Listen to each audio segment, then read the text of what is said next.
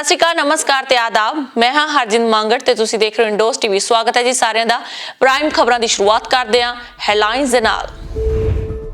ਚੀਨ ਨੇ ਪੈਂਗੋਂਗ ਝੀਲ ਦੇ ਉੱਤਰ 'ਚ ਖੋਲਿਆ ਮੋਰਚਾ। ਦੱਖਣੀ ਹਿੱਸੇ 'ਚ ਨਾਕਾਮ ਰਹਿਣ ਮਗਰੋਂ ਉੱਤਰ ਵੱਲ ਕੀਤਾ ਰੁਖ।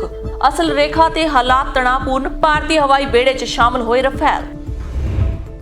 ਬੰਬੇ ਹਾਈ ਕੋਰਟ ਨੇ ਕੰਗਣਾ ਦਾ ਬੰਗਲਾ ਢਾਉਣ ਤੇ ਲਗਾਈ ਰੋਕ। ਕੰਗਣਾ ਨੇ ਉਦਮ ਠਾਕਰੇ ਨੂੰ ਲਲਕਾਰਿਆ। ਪ੍ਰਦਰਸ਼ਨਾਂ ਦੌਰਾਨ ਕਰੜੀ ਸੁਰੱਖਿਆ ਹੇਠ ਮੁੰਬਈ ਪਹੁੰਚੀ ਕੰਗਣਾ। ਸੁਮੇ ਸੈਣੀ ਦੀਆਂ ਮੁਸ਼ਕਲਾਂ ਵਧੀਆਂ। ਸੈਣੀ ਨੂੰ ਭਗੌੜਾ ਐਲਾਨ ਕਰਾਉਣ ਲਈ ਅਗਲੇ ਹਫ਼ਤੇ ਪੰਜਾਬ ਸਰਕਾਰ ਦਾਇਰ ਕਰੇਗੀ ਅਪੀਲ।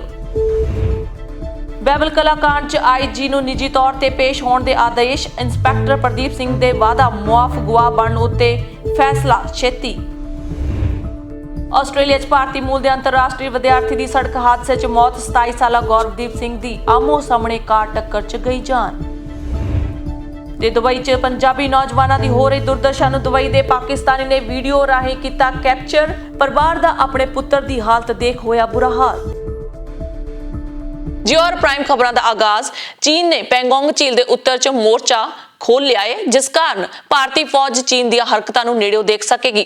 ਭਾਰਤ ਚੀਨ ਦੇ ਫੌਜੀ ਕਮਾਂਡਰਾਂ ਦੀ ਲਗਾਤਾਰ ਗੱਲਬਾਤ ਜਾਰੀ ਹੈ, ਪਰ ਇਹ ਗੱਲਬਾਤ ਸਿਰੇ ਨਹੀਂ ਚੜ੍ਹੀ ਹੈ।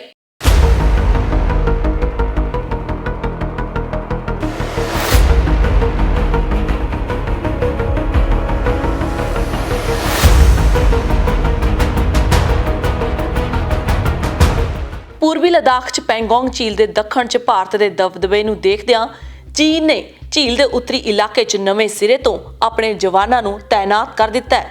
ਚੀਨ ਦੀ ਇਹ ਹਰਕਤ ਉਸ ਸਮੇਂ ਸਾਹਮਣੇ ਆਈ ਹੈ ਜਦੋਂ 7 ਸਤੰਬਰ ਨੂੰ ਦੱਖਣੀ ਕੰਢੇ ਤੇ ਦੋਵੇਂ ਮੁਲਕਾਂ ਦੀਆਂ ਫੌਜਾਂ ਦੇ ਜਵਾਨ ਵਿਚਕਾਰ ਝੜਪਾਂ ਹੋਈਆਂ ਸਨ ਅਤੇ ਚੇਤਾਵਨੀ ਵਜੋਂ ਹਵਾ 'ਚ ਗੋਲੀਆਂ ਦਾਗੀਆਂ ਗਈਆਂ ਸਨ। ਉਧਰ ਪੂਰਬੀ ਲਦਾਖ 'ਚ ਅਸਲ ਕੰਟਰੋਲ ਰੇਖਾ ਤੇ ਤਣਾਅ ਘਟਾਉਣ ਲਈ ਭਾਰਤ ਅਤੇ ਚੀਨ ਦੇ ਫੌਜੀ ਕਮਾਂਡਰਾਂ ਵਿਚਕਾਰ ਹੋਈ ਗੱਲਬਾਤ ਸਿਰੇ ਨਹੀਂ ਚੜ ਸਕੀ। ਉਂਝ ਦੋਵੇਂ ਮੁਲਕਾਂ ਦੇ ਫੌਜ ਕਮਾਂਡਰਾਂ ਵੱਲੋਂ ਅੱਗੇ ਵੀ ਵਾਰਤਾ ਜਾਰੀ ਰੱਖੀ ਜਾਵੇਗੀ। ਜਾਣਕਾਰੀ ਅਨੁਸਾਰ ਪੀਪਲਜ਼ ਲਿਬਰੇਸ਼ਨ ਆਰਮੀ ਦੇ ਜਵਾਨਾਂ ਦੀ ਤਾਇਨਾਤੀ ਮੰਗਲਵਾਰ ਸ਼ਾਮ ਤੋਂ ਹੀ ਵਧਣੀ ਸ਼ੁਰੂ ਹੋ ਗਈ ਸੀ ਅਤੇ ਉਹਨਾਂ ਵੱਲੋਂ ਵਧੇਰੇ ਸਮੱਗਰੀ ਤੇ ਹੋਰ ਰਣਨੀਤਿਕ ਤੌਰ ਤੇ ਅਹਿਮ ਉਪਕਰਨਾਂ ਨੂੰ ਲਿਆਂਦਾ ਜਾ ਰਿਹਾ ਹੈ। ਦੱਸਿਆ ਜਾ ਰਿਹਾ ਹੈ ਕਿ ਦੋਵੇਂ ਮੁਲਕਾਂ ਦੇ ਜਵਾਨ ਇੱਕ ਦੂਜੇ ਤੋਂ ਥੋੜੀ ਦੂਰੀ ਤੇ ਨੇ। ਚੀਨੀ ਫੌਜੀਆਂ ਦੀਆਂ ਹਰਕਤਾਂ ਸਪਸ਼ਟ ਦਿਖਾਈ ਦੇ ਰਹੀਆਂ ਨੇ ਅਤੇ ਭਾਰਤੀ ਜਵਾਨਾਂ ਵੱਲੋਂ ਸਰਗਰਮੀਆਂ ਉੱਤੇ ਨੇੜਿਓਂ ਨਜ਼ਰ ਰੱਖੀ ਜਾ ਰਹੀ ਹੈ।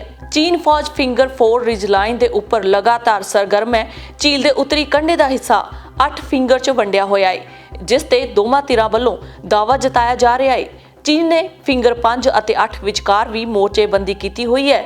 ਭਾਰਤੀ ਫੌਜ ਨੇ ਪੈਂਗੋਂਗ ਝੀਲ ਦੇ ਦੱਖਣੀ ਕੰਢੇ ਦੇ ਆਲੇ ਦੁਆਲੇ ਦੀਆਂ ਅਹਿਮ ਚੋਟੀਆਂ ਤੇ ਕਬਜ਼ਾ ਕੀਤਾ ਹੋਇਆ ਹੈ ਅਤੇ ਚੀਨ ਨੇ ਇਹਨਾਂ ਪੋਜੀਸ਼ਨਾਂ ਤੇ ਕਬਜ਼ੇ ਦੀਆਂ ਕਈ ਕੋਸ਼ਿਸ਼ਾਂ ਕੀਤੀਆਂ ਹਨ, ਜਿਨ੍ਹਾਂ ਨੂੰ ਨਾਕਾਮ ਬਣਾ ਦਿੱਤਾ ਗਿਆ ਹੈ। ਚੀਨ ਰੇਚਿਨ ਲਾ ਤੇ ਭਾਰਤੀ ਕਬਜ਼ੇ ਦਾ ਵਿਰੋਧ ਕਰ ਰਿਹਾ ਹੈ, ਕਿਉਂਕਿ ਭਾਰਤ ਇਸ ਥਾਂ ਤੋਂ ਨਾ ਸਿਰਫ ਪੈਂਗੋਂਗ ਝੀਲ ਦੇ ਦੱਖਣੀ ਸਗੋਂ ਉੱਤਰੀ ਕੰਢੇ ਤੇ ਵੀ ਨਜ਼ਰ ਰੱਖ ਸਕਦਾ ਹੈ।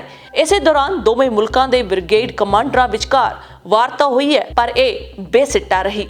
ਭਾਰਤ ਨੇ ਸਪਸ਼ਟ ਆਖਿਆ ਕਿ ਜੇਕਰ ਚੀਨੀ ਫੌਜ ਭੜਕਾਊ ਕਾਰਵਾਈਆਂ ਤੋਂ ਬਾਜ਼ ਨਾ ਆਈ ਤਾਂ ਭਾਰਤੀ ਜਵਾਨ ਵੀ ਮੋੜਵਾ ਜਵਾਬ ਦੇਣਗੇ। ਇਹ ਗੱਲਬਾਤ ਉਸ ਸਮੇਂ ਹੋਈ ਜਦੋਂ ਚੀਨ ਦੀ ਪੀਪਲਜ਼ ਲਿਬਰੇਸ਼ਨ ਆਰਮੀ ਦੇ ਜਵਾਨਾਂ ਨੇ 7 ਸਤੰਬਰ ਨੂੰ ਭੜਕਾਊ ਕਾਰਵਾਈ ਕਰਦਿਆਂ ਭਾਰਤੀ ਜਵਾਨਾਂ ਨੂੰ ਰਿਜਾਂਗ ਲਾ ਤੋਂ ਪਿੱਛੇ ਧੱਕਣ ਦੀ ਕੋਸ਼ਿਸ਼ ਕੀਤੀ ਸੀ ਅਤੇ ਹਵਾ 'ਚ ਗੋਲੀਆਂ ਦਾਗੀਆਂ ਸਨ। ਪੂਰਬੀ ਲਦਾਖ 'ਚ ਅਸਲ ਕੰਟਰੋਲ ਰੇਖਾ ਤੇ ਭਾਰਤ ਅਤੇ ਚੀਨ ਦੀਆਂ ਫੌਜਾਂ ਆਮੋ ਸਾਹਮਣੇ ਨੇ।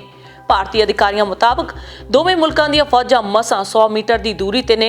ਅਧਿਕਾਰੀਆਂ ਨੇ ਕਿਹਾ ਹੈ ਕਿ ਅਸਲ ਕੰਟਰੋਲ ਰੇਖਾ ਤੇ ਹਾਲਾਤ ਤਣਾਅਪੂਰਨ ਨੇ ਅਤੇ ਪੈਂਗੋਂਗ ਝੀਲ ਦੇ ਦੱਖਣ 'ਚ 4 ਥਾਵਾਂ ਤੇ ਫੌਜੀ ਡਟੇ ਹੋਏ ਨੇ। ਉਂਝ ਦੋਵੇਂ ਸੈਨਾਵਾਂ ਅਸਲ ਕੰਟਰੋਲ ਤੇ ਆਪਣੀਆਂ ਹੱਦਾਂ ਅੰਦਰ ਨੇ। ਫਰਾਂਸ ਤੋਂ ਖਰੀਦੇ ਗਏ ਲੜਾਕੂ ਜਹਾਜ਼ ਰਫੇਲ ਭਾਰਤੀ ਹਵਾਈ ਸੈਨਾ ਦੇ ਜੰਗੀ ਬੇੜੇ ਵਿੱਚ ਸ਼ਾਮਲ ਹੋ ਗਏ ਨੇ। ਇਸ ਮੌਕੇ ਰੱਖਿਆ ਮੰਤਰੀ ਰਾਜਨਾਥ ਸਿੰਘ ਅਤੇ ਫਰਾਂਸ ਦੀ ਰੱਖਿਆ ਮੰਤਰੀ ਫਲੋਰੈਂਸ ਪਾਰਲੀ ਮੌਜੂਦ ਸਨ। ਦੋਵੇਂ ਮੁਲਕਾਂ ਦੇ ਰੱਖਿਆ ਮੰਤਰੀਆਂ ਦੀ ਆਮਦ ਕਾਰਨ 에ਅਰ ਫੋਰਸ ਸਟੇਸ਼ਨ ਦੇ ਆਸ-ਪਾਸ ਸੁਰੱਖਿਆ ਵਧਾ ਦਿੱਤੀ ਗਈ ਹੈ। ਰਫੇਲ ਦਾ ਪਹਿਲਾ ਸਕੁਐਡਰਨ ਅੰਬਾਲਾ 에ਅਰ ਬੇਸ ਤੋਂ ਸੰਚਾਲਿਤ ਕੀਤਾ ਜਾਣਾ ਹੈ, ਕਿਉਂਕਿ ਇੱਥੇ ਪਾਕਿਸਤਾਨ ਅਤੇ ਚੀਨ ਕੁਝ ਕੁ ਮਿੰਟਾਂ ਦੀ ਮਾਰ ਤੇ ਨੇ।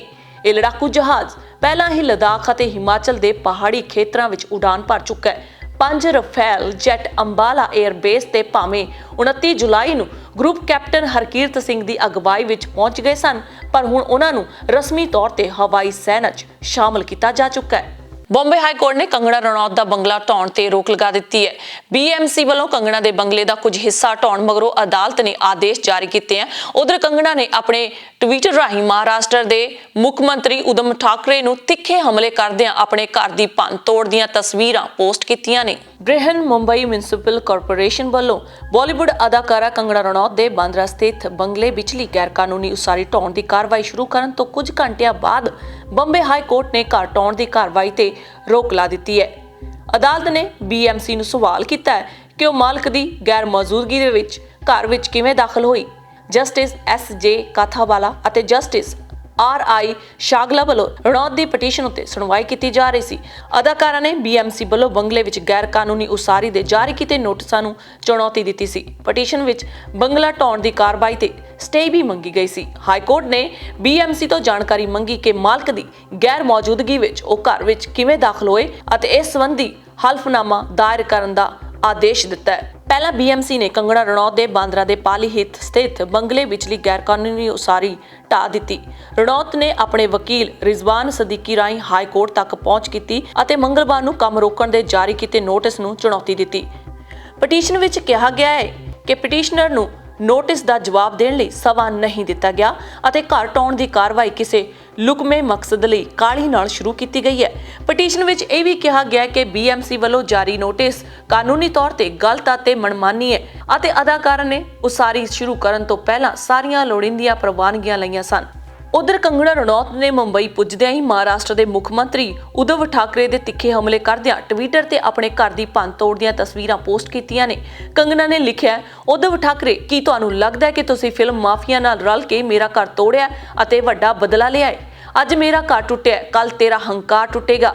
ਇਹ ਸਮੇਂ ਦਾ ਪਹੀਆ ਹੈ, ਯਾਦ ਰੱਖਣਾ ਕਿ ਕਦੇ ਵੀ ਇੱਕੋ ਜਿਹਾ ਨਹੀਂ ਰਹਿੰਦਾ। ਉਸਨੇ ਲਿਖਿਆ ਕਿ ਅੱਜ ਉਸ ਦਾ ਘਰ ਢਾਹੇ ਜਾਣ ਮੌਕੇ ਉਸ ਨੂੰ ਇਹ ਸਮਝ ਆਈ ਕਿ ਉਜਾੜੇ ਜਾਣ ਵਾਲੇ ਕਸ਼ਮੀਰੀ ਪੰਡਤਾਂ ਨੂੰ ਕਿਵੇਂ ਮਹਿਸੂਸ ਹੋਇਆ ਹੋਵੇਗਾ। ਦੱਸ ਦਈਏ ਕਿ ਬਾਲੀਵੁੱਡ ਅਦਾਕਾਰਾ ਕੰਗਣਾ ਰਣੌਤ ਸਖਤ ਸੁਰੱਖਿਆ ਪ੍ਰਬੰਧਾਂ ਹੇਠ ਦੁਪਹਿਰ ਆਪਣੇ ਪਿਤਰੀ ਸੂਬੇ ਹਿਮਾਚਲ ਪ੍ਰਦੇਸ਼ ਤੋਂ ਮੁੰਬਈ ਹਵਾਈ ਅੱਡੇ ਤੇ ਪੁੱਜੀ, ਜਿੱਥੇ ਸ਼ਿਵ ਸੈਨਾ ਦੇ ਵਰਕਰਾਂ ਨੇ ਉਸ ਖਿਲਾਫ ਰੋਸ ਪ੍ਰਦਰਸ਼ਨ ਕੀਤਾ।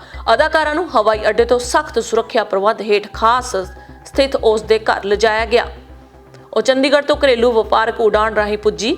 ਸ਼ਿਵ ਸੈਨਾ ਵਰਕਰਾਂ ਨੇ ਉਸ ਨੂੰ ਕਾਲੇ ਝੰਡੇ ਦਿਖਾਏ ਅਤੇ ਉਸ ਖਿਲਾਫ ਨਾਅਰੇਬਾਜ਼ੀ ਕੀਤੀ। ਇਸ ਮੌਕੇ ਇਕੱਠੇ ਹੋਏ RPIA ਅਤੇ ਕਰਨੀ ਸੈਨਾ ਦੇ ਵਰਕਰਾਂ ਨੇ ਅਦਾਕਾਰਾ ਦੇ ਹੱਕ ਵਿੱਚ ਨਾਅਰੇਬਾਜ਼ੀ ਕੀਤੀ।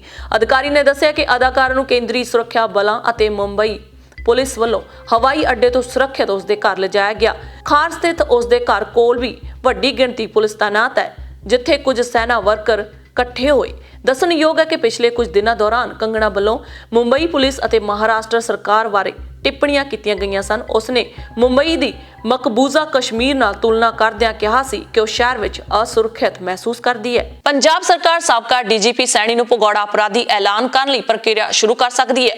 ਵਿਸ਼ੇਸ਼ ਸਰਕਾਰੀ ਵਕੀਲ ਸਰਤੇਜ ਸਿੰਘ ਨਰੂਲਾ ਨੇ ਕਿਹਾ ਕਿ ਜੇਕਰ ਉਹ ਖੁਦ ਆਤਮ ਸਮਰਪਣ ਨਹੀਂ ਕਰਦੇ ਤਾਂ ਸਰਕਾਰ ਵੱਲੋਂ ਉਸ ਨੂੰ ਭਗੌੜਾ ਮੁਲਜ਼ਮ ਐਲਾਨ ਕਰਵਾਉਣ ਲਈ ਅਗਲੇ ਹਫ਼ਤੇ ਅਦਾਲਤ 'ਚ ਅਪੀਲ ਦਾਇਰ ਕੀਤੀ ਜਾਵੇਗੀ। ਪੰਜਾਬ ਦੇ ਸਾਬਕਾ DGP ਸੁਮੇਧ ਸੈਣੀ ਦੀਆਂ ਮੁਸ਼ਕਲਾਂ ਲਗਾਤਾਰ ਵਧਦੀਆਂ ਜਾ ਰਹੀਆਂ ਨੇ। ਦਸੰਬਰ 1991 ਵਿੱਚ ਮੋਹਾਲੀ ਦੇ ਵਸਨੀਕ ਬਲਵੰਤ ਸਿੰਘ ਮੁਲਤਾਨੀ ਦੇ ਅਗਵਾ ਅਤੇ ਕਤਲ ਕੇਸ ਵਿੱਚ ਉਹਨਾਂ ਦੀ ਅਗਾਊਂ ਜ਼ਮਾਨਤ ਰੱਦ ਹੋਣ ਤੋਂ 2 ਦਿਨ ਬਾਅਦ ਹੀ ਉਹਨਾਂ ਖਿਲਾਫ ਅਗਵਾ ਅਤੇ ਲਾਪਤਾ ਹੋਣ ਦੇ 26 ਸਾਲ ਪੁਰਾਣੇ ਇੱਕ ਹੋਰ ਕੇਸ ਵਿੱਚ CBI ਨੇ ਉਹਨਾਂ ਨੂੰ ਪਹਿਲਾਂ ਤੋਂ ਮਿਲੀ ਨਿੱਜੀ ਪੇਸ਼ੀ ਤੋਂ ਛੋਟ ਰੱਦ ਕਰਵਾਉਣ ਲਈ ਪਟੀਸ਼ਨ ਦਾਇਰ ਕੀਤੀ ਹੈ। ਦਿੱਲੀ ਦੀ ਵਿਸ਼ੇਸ਼ CBI ਅਦਾਲਤ ਵਿੱਚ ਇਹ ਕੇਸ ਵਿਚਾਰ ਅਧੀਨ ਹੈ, ਜਿਸ ਤੇ ਅੱਜ ਸੁਣਵਾਈ ਹੋਣ ਦੀ ਸੰਭਾਵਨਾ ਸੀ। ਸਾਬਕਾ DGP ਸੈਣੀ ਵਾਹਨ ਕਾਰੋਬਾਰੀ ਵਿਨੋਦ ਕੁਮਾਰ, ਉਸ ਦੇ ਜੀਜਾ ਅਸ਼ੋਕ ਕੁਮਾਰ ਅਤੇ ਉਹਨਾਂ ਦੇ ਡਰਾਈਵਰ ਮੁਖਤਿਆਰ ਸਿੰਘ ਨੂੰ ਅਗਵਾ ਕਰਨ ਦੇ ਦੋਸ਼ ਹੇਠ ਅਪਰਾਧਿਕ ਕੇਸਾਂ ਦਾ ਸਾਹਮਣਾ ਕਰ ਰਹੇ ਨੇ। ਵਿਨੋਦ ਕੁਮਾਰ ਅਤੇ ਮੁਖਤਿਆਰ ਸਿੰਘ ਨੂੰ ਪੁਲਿਸ ਨੇ 15 ਮਾਰਚ 1994 ਨੂੰ ਹਾਈ ਕੋਰਟ ਦੀ ਪਾਰਕਿੰਗ ਤੋਂ ਚੁੱਕ ਲਿਆ ਸੀ, ਜਦਕਿ ਅਸ਼ੋਕ ਨੂੰ ਉਸੇ ਦਿਨ ਹੀ ਕਥਿਤ ਤੌਰ ਤੇ ਲੁਧਿਆਣਾ ਤੋਂ ਅਗਵਾ ਕਰ ਲਿਆ ਗਿਆ ਸੀ। ਇਸ ਸੰਬੰਧੀ CBI ਨੇ ਅਦਾਲਤ ਵਿੱਚ ਅਰਜ਼ੀ ਦਾਇਰ ਕਰਕੇ ਸਾਬਕਾ DGP ਸੈਣੀ ਨੂੰ ਇਸ ਮਾਮਲੇ ਵਿੱਚ ਦਿੱਤੀ ਗਈ ਨਿੱਜੀ ਪੇਸ਼ੀ ਤੋਂ ਛੋਟ ਰੱਦ ਕਰਨ ਦੀ ਮੰਗ ਕੀਤੀ ਹੈ। CBI ਦੇ ਵਿਸ਼ੇਸ਼ ਜੱਜ ਸੰਜੀਵ ਅਗਰਵਾਲ ਅੱਜ CBI ਦੀ ਪਟੀਸ਼ਨ ਤੇ ਸੁਣਵਾਈ ਕਰ ਰਹੇ ਨੇ। ਮੁਲਤਾਨੀ ਕੇਸ ਵਿੱਚ ਹਾਈ ਕੋਰਟ ਵੱਲੋਂ ਸੈਣੀ ਦੀ ਅਗਾਊਂ ਜ਼ਮਾਨਤ ਪਟੀਸ਼ਨ ਰੱਦ ਹੋਣ ਤੋਂ ਬਾਅਦ ਸ਼ਿਕਾਇਤਕਰਤਾ ਤੋਂ ਉਸ ਦੀ ਨਿੱਜੀ ਪੇਸ਼ੀ ਮੰਗ ਕਰ ਸਕਦੇ ਨੇ। ਇਹ ਅਪਰਾਧਿਕ ਕੇਸ ਸੈਣੀ ਅਤੇ ਹੋਰਾਂ ਖਿਲਾਫ ਸੀਬੀਆਈ ਨੇ 24 ਮਾਰਚ 1994 ਨੂੰ ਹਾਈ ਕੋਰਟ ਦੇ ਆਦੇਸ਼ਾਂ ਤੇ ਦਰਜ ਕੀਤਾ ਸੀ। ਬਾਅਦ ਵਿੱਚ ਵਿਨੋਦ ਦੀ ਮਾਂ ਅਮਰ ਕੌਰ ਦੀ ਅਪੀਲ ਤੇ ਕੇਸ 2004 ਵਿੱਚ ਸੁਪਰੀਮ ਕੋਰਟ ਨੇ ਦਿੱਲੀ ਤਬਦੀਲ ਕਰ ਦਿੱਤਾ ਸੀ। ਆਪਣੇ ਗੁਆਚੇ ਪੁੱਤਰ ਨੂੰ ਇਨਸਾਫ ਦਿਵਾਉਣ ਲਈ 24 ਸਾਲਾਂ ਤੋਂ ਕਾਨੂੰਨੀ ਲੜਾਈ ਲੜ ਰਹੀ ਮਾਂ ਦੀ 3 ਸਾਲ ਪਹਿਲਾਂ 12 ਦਸੰਬਰ 2017 ਨੂੰ ਮੌਤ ਹੋ ਗਈ ਸੀ। ਜਾਣਕਾਰੀ ਮੁਤਾਬਕ ਸਾਬਕਾ ਡੀਜੀਪੀ ਸੈਣੀ ਦੀ ਗ੍ਰਿਫਤਾਰੀ ਲਈ ਯਤਨ ਜਾਰੀ ਨੇ। ਮੁਲਤਾਨੀ ਨੂੰ ਅਗਵਾ ਕਰਕੇ ਨਾਜਾਇਜ਼ ਨਜ਼ਰਬੰਦੀ, ਤਸ਼ੱਦਦ ਅਤੇ ਹਿਰਾਸਤ ਵਿੱਚ ਮੌਤ ਦੇ ਦੋਸ਼ ਵਿੱਚ ਦਰਜ ਅਪਰਾਧਿਕ ਮਾਮਲੇ ਵਿੱਚ ਸਾਬਕਾ ਡੀਜੀਪੀ ਸਮੇਤ ਸੈਣੀ ਨੂੰ ਗ੍ਰਿਫਤਾਰੀ ਤੋਂ ਕੋਈ ਬਚਾਅ ਨਹੀਂ ਹੈ। ਉਸ ਕੋਲ ਹੁਣ ਸੁਪਰੀਮ ਕੋਰਟ ਦਾ ਬੂਹਾ ਖੜਕਾਉਣ ਜਾਂ ਮੋਹਾਲੀ ਅਦਾਲਤ ਅਤੇ ਪੁਲਿਸ ਅੱਗੇ ਆਤਮ ਸਮਰਪਣ ਕਰਨ ਦਾ ਰਾਹ ਬਚਿਆ ਹੈ। ਦੱਸ ਦਈਏ ਕਿ ਪੰਜਾਬ ਸਰਕਾਰ ਸਾਬਕਾ ਡੀਜੀਪੀ ਸੈਣੀ ਨੂੰ ਭਗੌੜਾ ਅਪਰਾਧੀ ਐਲਾਨ ਕਰਨ ਲਈ ਪ੍ਰਕਿਰਿਆ ਸ਼ੁਰੂ ਕੀਤੀ ਜਾ ਸਕਦੀ ਹੈ। ਵਿਸ਼ੇਸ਼ ਸਰਕਾਰੀ ਵਕੀਲ ਸਰਤੇਜ ਸਿੰਘ ਨਰੂਲਾ ਨੇ ਕਿਹਾ ਹੈ ਕਿ ਜੇਕਰ ਉਹ ਖੁਦ ਆਤਮ ਸਮਰਪਣ ਨਹੀਂ ਕਰਦੇ ਜਾਂ ਪੁਲਿਸ ਜਲਦੀ ਉਹਨਾਂ ਨੂੰ ਗ੍ਰਿਫਤਾਰ ਨਹੀਂ ਕਰਦੀ ਤਾਂ ਸਰਕਾਰ ਵੱਲੋਂ ਉਸ ਨੂੰ ਭਗੌੜਾ ਮੁਲਜ਼ਮ ਐਲਾਨ ਕਰਵਾਉਣ ਲਈ ਅਗਲੇ ਹਫ਼ਤੇ ਅਦਾਲਤ ਵਿੱਚ ਅਪੀਲ ਦਾਇਰ ਕੀਤੀ ਜਾਵੇਗੀ। ਬਾਈਬਲ ਕਲਾ ਕਾਂਡ 'ਚ ਆਈਜੀ ਨੂੰ ਨਿੱਜੀ ਤੌਰ ਤੇ ਪੇਸ਼ ਹੋਣ ਦੇ ਅਦਾਲਤ ਵੱਲੋਂ ਆਦੇਸ਼ ਦਿੱਤੇ ਗਏ ਨੇ। ਇੰਸਪੈਕਟਰ ਪ੍ਰਦੀਪ ਸਿੰਘ ਦੇ ਵਾਅਦਾ ਮੁਆਫ ਗਵਾਹ ਬਣਨ ਦੇ ਮੁੱਦੇ ਤੇ ਫੈਸਲਾ ਛੇਤੀ ਆ ਸਕਦਾ ਹੈ। ਬਾਈਬਲ ਗੋਲੀकांड ਦੀ ਸੁਣਵਾਈਕਾਰੀ ਅਦਾਲਤ ਨੇ ਆਦੇਸ਼ ਦਿੱਤੇ ਨੇ ਕਿ ਵਿਸ਼ੇਸ਼ ਜਾਂਚ ਟੀਮ ਦੇ ਪ੍ਰਮੁੱਖ ਮੈਂਬਰ ਆਈਜੀ ਕੁੰਵਰ ਵਿਜੇ ਪ੍ਰਤਾਪ ਸਿੰਘ ਅਦਾਲਤ ਸਾਹਮਣੇ ਨਿੱਜੀ ਤੌਰ ਤੇ ਪੇਸ਼ ਹੋਣ। ਬਾਈਬਲ ਗੋਲੀकांड ਦੇ ਮੁੱਖ ਮੁਲਜ਼ਮਾਂ ਵਿੱਚੋਂ ਇੱਕ ਇੰਸਪੈਕਟਰ ਪ੍ਰਦੀਪ ਸਿੰਘ ਦੇ ਦਾਵਾ ਮੁਆਫ ਗਵਾਹ ਬਣਨ ਮੁੱਦੇ ਤੇ ਫੈਸਲਾ ਕਰਨਾ ਅਜੇ ਬਾਕੀ ਹੈ। ਇਸ ਤੋਂ ਇਲਾਵਾ ਇੰਸਪੈਕਟਰ ਪ੍ਰਦੀਪ ਸਿੰਘ ਵੱਲੋਂ ਇਲਾਕਾ ਮੈਜਿਸਟ੍ਰੇਟ ਸਾਹਮਣੇ ਬਾਈਬਲ ਕਲਾਂ ਗੋਲੀकांड ਦੀ ਸੱਚਾਈ ਬਾਰੇ ਬਿਆਨ ਦੀ ਨਕਲ ਵੀ ਵਿਸ਼ੇਸ਼ ਜਾਂਚ ਟੀਮ ਨੂੰ ਸੌਂਪੀ ਜਾਣੀ ਹੈ। ਜਾਣਕਾਰੀ ਮੁਤਾਬਕ ਸ਼ਿਕਾਇਤਕਰਤਾ ਧਿਰ ਨੇ ਅਦਾਲਤ ਵਿੱਚ ਅਰਜ਼ੀ ਦੇ ਕੇ ਇੰਸਪੈਕਟਰ ਪ੍ਰਦੀਪ ਸਿੰਘ ਦੇ ਬਿਆਨ ਦੀ ਨਕਲ ਮੰਗੀ ਹੈ। ਇਸ ਤੋਂ ਇਲਾਵਾ ਹੋਰ ਧਿਰਾਂ ਨੇ ਵੀ ਅਦਾਲਤ ਵਿੱਚ ਅਰਜ਼ੀ ਦੇ ਕੇ ਬਿਆਨਾਂ ਦੀ ਨਕਲ ਜਾਰੀ ਕਰਨ ਦੀ ਮੰਗ ਕੀਤੀ ਹੈ। ਦੂਜੇ ਪਾਸੇ ਸਾਬਕਾ ਐਸਐਸਪੀ ਚਰਨਜੀਤ ਸ਼ਰਮਾ ਨੇ ਪ੍ਰਦੀਪ ਸਿੰਘ ਦੇ ਦਾਵਾ ਮੁਆਫ ਗਵਾਹ ਬਣਨ ਦਾ ਵਿਰੋਧ ਕੀਤਾ ਹੈ। ਪੁਲਿਸ ਦੀ ਗੋਲੀ ਨਾਲ ਮਾਰੇ ਗਏ ਕ੍ਰਿਸ਼ਨ ਭਗਵਾਨ ਦੇ ਭਰਾ ਰੇਸ਼ਮ ਸਿੰਘ ਨੇ ਅਦਾਲਤ ਵਿੱਚ ਅਰਜ਼ੀ ਦੇ ਕੇ ਮਾਮਲੇ ਦੀ ਸੁਣਵਾਈ ਤੋਂ ਪਹਿਲਾਂ ਉਸ ਦਾ ਪੱਖ ਸੁਣਨ ਦੀ ਮੰਗ ਕੀਤੀ ਹੈ। ਰੇਸ਼ਮ ਸਿੰਘ ਨੇ ਦਾਅਵਾ ਕੀਤਾ ਹੈ ਕਿ ਬਾਈਬਲ ਗੋਲੀकांड ਦਾ ਚਸ਼ਮਦੀਦ ਗਵਾਹ ਹੈ ਅਤੇ ਪੜਤਾਲ ਦੌਰਾਨ 25 ਅਗਸਤ 2017 ਨੂੰ ਪੁਲਿਸ ਨੇ ਉਸ ਦਾ ਬਿਆਨ ਵੀ ਲਿਖਿਆ ਸੀ, ਪਰ ਪੁਲਿਸ ਨੇ ਉਸ ਨੂੰ ਮਾਮਲੇ ਵਿੱਚ ਗਵਾਹ ਵਜੋਂ ਸ਼ਾਮਲ ਨਹੀਂ ਕੀਤਾ। ਅਦਾਲਤ ਇਸ ਸਾਰੇ ਮਾਮਲੇ ਬਾਰੇ ਅੱਜ ਸਾਰੀਆਂ ਧਿਰਾਂ ਦਾ ਪੱਖ ਸੁਣ ਰਹੀ ਹੈ। ਮੰਦਭਾਗੀ ਖਬਰ, ਮੈਲਬੌਰਨ 'ਚ 27 ਸਾਲਾ ਅੰਤਰਰਾਜੀ ਵਿਦਿਆਰਥੀ ਗੌਰਵਦੀਪ ਸਿੰਘ ਨਾਰੰਗ ਦੀ ਸੜਕ ਹਾਦਸੇ 'ਚ ਉਸ ਸਮੇਂ ਮੌਤ ਹੋ ਗਈ ਜਦੋਂ ਉਹ ਰਾਤ ਕਰੀਬ 11 ਵਜੇ ਉਬਰ ਈਟਸ ਦੀ ਜੌਬ ਖਤਮ ਕਰਨ ਉਪਰੰਤ ਘਰ ਨੂੰ ਵਾਪਸ ਆ ਰਿਹਾ ਸੀ ਤਾਂ ਪਾਲਮਰ ਰੋਡ ਟਰਗਨੀਨਾ ਵਿਖੇ ਉਸ ਦੀ ਕਾਰ ਇੱਕ ਹੋਰ ਕਾਰ ਨਾਲ ਜਾ ਟਕਰਾਈ। ਗੌਰਵਦੀਪ 2017 ਵਿੱਚ ਵਿਦਿਆਰਥੀ ਵੀਜ਼ੇ ਤੇ ਆਸਟ੍ਰੇਲੀਆ ਆਇਆ ਸੀ ਤੇ ਪੇਸ਼ੇਵਰ ਸ਼ੈਫ ਦੀ ਪੜ੍ਹਾਈ ਪੂਰੀ ਕਰਨ ਉਪਰੰਤ ਅਜੇ ਪਿਛਲੇ ਹਫ਼ਤੇ ਹੀ ਉਸ ਦਾ 458 ਵੀਜ਼ਾ ਆਇਆ ਸੀ। ਗੌਰਵਦੀਪ ਦਾ ਪਿਛੋਕੜ ਮੁੰਬਈ ਤੋਂ ਹੈ। ਗੌਰਵਦੀਪ ਦੇ ਵੱਡੇ ਭਰਾ ਹਰਦੀਪ ਨਰਿੰਦਰ ਸਿੰਘ ਨਾਰੰਗ ਜੋ ਕਿ ਉਸ ਦੇ ਨਾਲ ਹੀ ਪੁਆਇੰਟ ਕੁੱਕ ਵਿਖੇ ਆਪਣੀ ਪਤਨੀ ਅਤੇ ਬੱਚਿਆਂ ਦੇ ਨਾਲ ਰਹਿ ਰਹੇ ਨੇ, ਦੱਸਿਆ ਕਿ ਉਹ ਦਿਨ ਹਾਦਸੇ ਤੋਂ ਕਰੀਬ 1 ਘੰਟੇ ਪਹਿਲਾਂ ਗੌਰਵਦੀਪ ਨਾਲ ਫੋਨ ਤੇ ਗੱਲ ਕਰ ਰਹੇ ਸੀ ਤੇ ਉਹਨੇ ਕਿਹਾ ਸੀ ਕਿ ਉਹ $10 ਹੋਰ ਬਣਾ ਕੇ ਘਰ ਆ ਜਾਵੇਗਾ ਤੇ ਫਿਰ ਖਾਣਾ ਖਾਵੇਗਾ, ਪਰ ਮੁੜ ਕੇ ਨਹੀਂ ਆਇਆ। ਅਗਲੀ ਸਵੇਰ ਪੁਲਿਸ ਨੇ ਆ ਕੇ ਉਹਨਾਂ ਨੂੰ ਘਟਨਾ ਦੀ ਜਾਣਕਾਰੀ ਦਿੱਤੀ। ਫਿਲਹਾਲ ਪੁਲਿਸ ਹਾਦਸੇ ਦੀ ਜਾਂਚ ਕਰ ਰਹੀ ਹੈ ਅਤੇ ਪੁਲਿਸ ਨੇ ਲੋਕਾਂ ਨੂੰ ਅਪੀਲ ਕੀਤੀ ਹੈ ਕਿ ਜੇਕਰ ਹਾਦਸੇ ਦਾ ਕੋਈ ਚਸ਼ਮਦੀਦ ਗਵਾਹ ਹੋਵੇ ਤਾਂ ਪੁਲਿਸ ਨੂੰ ਸਹਿਯੋਗ ਕਰੇ। ਭਾਰਤੀ ਭਾਈਚਾਰੇ ਵਿੱਚ ਇਸ ਹਾਦਸੇ ਨਾਲ ਸ਼ੋਕ ਦੀ ਲਹਿਰ ਹੈ ਅਤੇ ਗੌਰਵਦੀਪ ਦੀਆਂ ਅਸਥੀਆਂ ਭਾਰਤ ਭੇਜਣ ਲਈ ਫੰਡ ਇਕੱਠਾ ਕੀਤਾ ਜਾ ਰਿਹਾ ਹੈ। ਚੰਗੇ ਭਵਿੱਖ ਦੀ ਆਸ 'ਚ ਆਪਣੇ ਜਿਗਰ ਦੇ ਟੁਕੜਿਆਂ ਨੂੰ ਬਾਹਰ ਭੇਜਿਆ ਜਾਂਦਾ ਹੈ, ਪਰ ਉਹਨਾਂ ਨਾਲ ਉੱਥੇ ਕੀ ਬੀਤਦੀ ਹੈ ਆਓ ਦਿਖਾਉਂਦੇ ਹਾਂ। ਜਾਲੀ ਏਜੰਟਾਂ ਦੇ ਧੱਕੇ ਚੜੇ ਪੰਜਾਬੀ ਕਿਸ ਤਰ੍ਹਾਂ ਸੜਕਾਂ ਤੇ ਭੀਖ ਮੰਗ ਆਪਣਾ ਗੁਜ਼ਾਰਾ ਕਰਦੇ ਨੇ। अपना नाम बताएंगे? जी, नाम गुरदीप सिंह गुराया ओके। और मेरा विलेज है village Thikriwal Guraya, Thikriwal Guraya, post office Qadian, tehsil and district Gurdaspur. Gurdaspur. Okay, ਤੁਸੀਂ ਵੀਰ ਜੀ? ਮੇਰਾ ਪਿੰਡ ਹੈਗਾ ਜੀ ਗੋਪਾਲਪੁਰ, ਨਾਮ ਹੈਗਾ ਚਰਨਜੀਤ ਸਿੰਘ। ਚਰਨਜੀਤ ਸਿੰਘ। ਹਾਂਜੀ। ਅੱਛਾ। ਤੇ ਪਿੰਡ ਜਗਪਾਲਪੁਰ, ਡਾਕਖਾਨਾ ਰਾਣੀਪੁਰ, ਤਹਿਸੀਲ ਫਗਵਾੜਾ, ਜ਼ਿਲ੍ਹਾ ਕਪੂਰਥਲਾ। ਤੇ ਅੰਤ ਵਿੱਚ ਦਰਸ਼ਕਾਂ ਨੂੰ ਦੱਸ ਦਈਏ ਕਿ ਕੋਰੋਨਾ ਵਾਇਰਸ ਦੇ ਅੱਜ ਦੀ ਡੇਟ ਦੇ ਵਿੱਚ ਪੂਰੇ ਸੰਸਾਰ ਭਰ ਦੇ ਵਿੱਚ ਕਿੰਨੇ ਕੇਸ ਆਏ ਨੇ। 2,80,29,608 ਜਿਨ੍ਹਾਂ ਦੇ ਵਿੱਚ ਮੌਤਾਂ ਦੀ ਗਿਣਤੀ 9,08,050 ਤੇ ਰਿਕਵਰੀ ਕੇਸ ਜਿਹੜੇ ਹੈਗੇ ਨੇ 2,10,06,316। ਜੇਕਰ ਗੱਲ ਕੀਤੀ ਜਾਵੇ ਕੰਟਰੀ ਵਾਈਜ਼ ਤਾਂ USA ਨੰਬਰ 1 65,49,475 ਕੇਸ ਤੇ ਮੌਤਾਂ ਦੀ ਗਿਣਤੀ 1,95,239। ਇੰਡੀਆ ਦੇ ਵਿੱਚ 44,65,863 ਮੌਤਾਂ ਦੀ ਗਿਣਤੀ 75,091। ਤੀਜੇ ਨੰਬਰ ਤੇ ਬ੍ਰਾਜ਼ੀਲ ਦੇ ਵਿੱਚ 41,99,332 ਕੇਸ ਤੇ ਮੌਤਾਂ ਦੀ ਗਿਣਤੀ 1,28,653। ਰਸ਼ੀਆ 10,41,007 ਕੇਸ ਤੇ ਮੌਤਾਂ ਦੀ ਗਿਣਤੀ 18,135। ਪੰਜਵੇਂ ਨੰਬਰ ਤੇ ਪੇਰੂ 7,02,776 ਕੇਸ ਤੇ ਮੌਤਾਂ ਦੀ ਗਿਣਤੀ 30,236 ਹੋ ਚੁੱਕੀ ਹੈ। ਸੋ ਇਹ ਸਨ ਸੰਸਾਰ ਦੇ 5 ਟੌਪ ਦੇਸ਼ ਜਿਨ੍ਹਾਂ ਦੇ ਵਿੱਚ ਕੋਰੋਨਾ ਵਾਇਰਸ ਦੇ ਮਰੀਜ਼ਾਂ ਦੀ ਗਿਣਤੀ ਦਾ ਲਗਾਤਾਰ ਵਾਧਾ ਹੋ ਰਿਹਾ ਹੈ। ਸਰਕਾਰ ਵੱਲੋਂ ਦਿੱਤੀਆਂ ਹਦਾਇਤਾਂ ਦੀ ਪਾਲਣਾ ਕਰੋ, ਘਰਾਂ ਤੋਂ ਬਾਹਰ ਘੱਟ ਨਿਕਲੋ, ਇਤਿਹਾਤ ਰੱਖੋ, ਆਪਣੀ ਤੇ ਆਲੇ ਦੁਆਲੇ ਦੀ ਸਫਾਈ ਜ਼ਰੂਰ ਰੱਖੋ। ਇਸੇ ਵਿੱਚ ਮਨੁੱਖਤਾ ਦੀ ਭਲਾਈ ਹੈ। ਇਜਾਜ਼ਤ ਦਿਓ, ਧੰਨਵਾਦ।